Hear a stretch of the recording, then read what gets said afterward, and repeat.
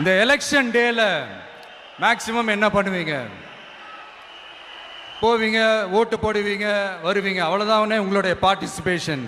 ஆனால் இந்த எலெக்ஷனில் நீங்கள் பங்கெடுத்துக்க போறீங்க. எஸ், உங்கள் வீட்டில் இருக்கிற ஒரு விஜய் தான், உங்கள் வீட்டில் இருக்கிற ஒரு விஜய் தான் வேட்பாளராக நிற்க போகிறாங்க.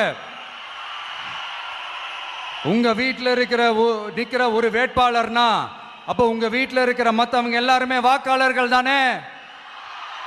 உங்கள் அம்மா, உங்கள் அப்பா, உங்கள் அண்ணன், உங்கள் தம்பி, உங்கள் சொந்தம் டிவிக்கே வேட்பாளர் அப்படின்னா அப்போ உங்கள் ஓட்டு விசில் சின்னத்துக்கு தான் எல்லாருக்குமே தெரியும்.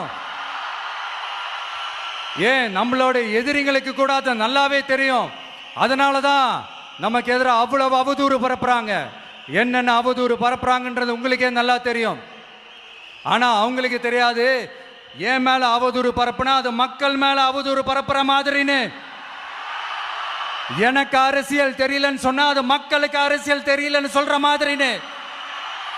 என்ன அசிங்கமா பேசினா அது மக்கள் அசிங்கமா பேசுற மாதிரின்னு. எனக்கு எதிராக செய்யற ஒவ்வொரு செயலும் அது மக்களுக்கு எதிராக செய்யற செயல் அவங்களுக்கு தெரியாம போச்சு. இந்த விஜயும் மக்களும் வேறு வேறு இல்லை.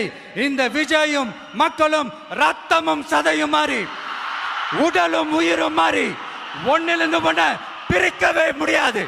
எஸ், சென்சிட்டிவான சென்டிமெண்ட், அது சென்சிட்டிவான சென்டிமெண்ட்.